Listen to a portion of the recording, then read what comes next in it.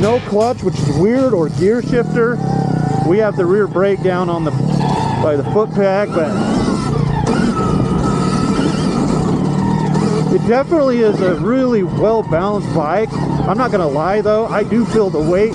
So we've thrown it on our scale, but it's like 267 pounds, but it rips.